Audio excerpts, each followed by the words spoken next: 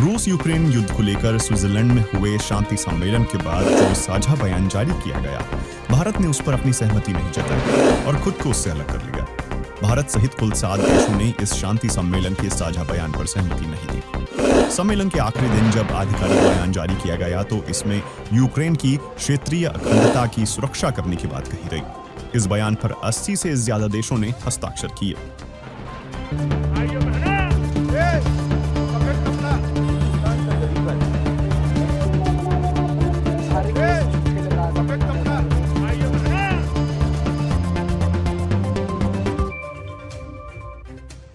इस शांति सम्मेलन में भारत का प्रतिनिधित्व कर रहे भारतीय विदेश सचिव वेस्ट पवन कपूर ने भारत के रुख का बचाव करते हुए कहा कि यूक्रेन के मामले में एक टिकाऊ समाधान के लिए भारत सभी पक्षों के साथ काम करता रहेगा।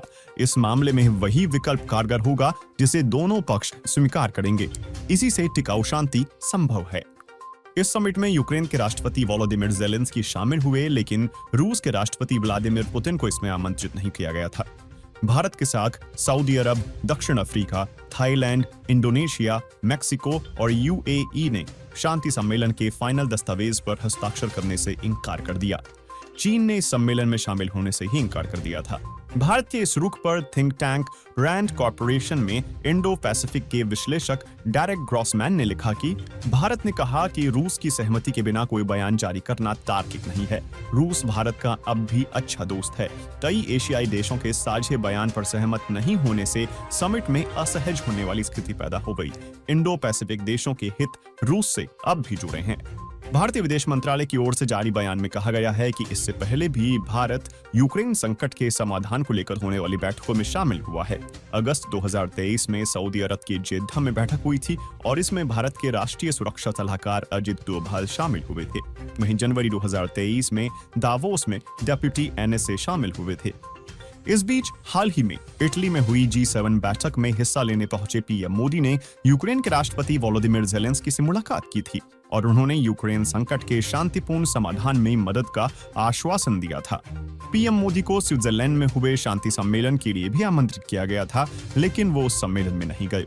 इस पर think tank the Wilson centre में दक्षिण एशिया इंस्टीट्यूट के निदेशक माइकल कुगलमैन ने लिखा कि स्विट्जरलैंड में यूक्रेन संकट पर आयोजित शांति सम्मेलन में भारत की ओर से सचिव स्तर के डिप्लोमेट को भेजने की वजह मैं समझ सकता हूं, लेकिन भारत अपने विदेश मंत्री को भी भेजता तो इससे कोई ज्यादा नुकसान नहीं होता। इससे भारत यही संदेश देता कि युद्ध ठीक नहीं है और शांतिपूर्ण समझौता जरूरी है, जिसे भारत हमेशा कहता रहा है। कुगलमैन की इस टिप्पणी पर भारत के पूर्व विदेश सचिव और रूस में भारत के राजदूत रहे कमल सिब्बल ने एक्स पर लिखा कि अगर लक्ष्य वाकई शांति का होता तो भारत अपने विदेश मंत्री को भेज सकता था, लेकिन पश्चिम का लक्ष्य शांति नहीं है। पश्चिम यूक्रेन में और हथियार भेज रहा है और रूस के केंद्रीय बैंक की संपत्तियों पर अवैध फैसले ले रहा है। यह असली शांति सम्मेलन नहीं है। यूक्रेन पर रूस के हमले के बाद से ही भारत विदेश नीति के मामले में कई मोर्चों पर जूझता रहा है। एक लोकतांत्रिक देश होने के नाते भारत पर भी दबाव रहा कि वह रूसी हमले की निंदा करे, लेकिन रूस भारत का पारंपरिक दोस्त रहा है। भारत ना तो रूस को नाराज करना चाहता है, न ही यूक्रेन मामले में खुलकर पश्चिम के साथ दिखना चाहता है। यूक्रेन पर रूस के हमले में भारत के रुख को कई लोग साहसिक बता रहे हैं, तो कई लोग इसे भारत की स्वतंत्र विदेश नीति से जोड़ रहे हैं। वहीं कईयों का मानना है कि भारत अपने हितों के हिसाब से फैसले ले रहा है। बाकी आपका इस खबर पर क्या विचार है, हमें कमेंट में बताएं और देश दुनिया की ऐसी ही खबरों के लिए वार्ता 24 न्यूज चैनल को सब्सक्राइब करें। आप देख रहे हैं वार्ता 24।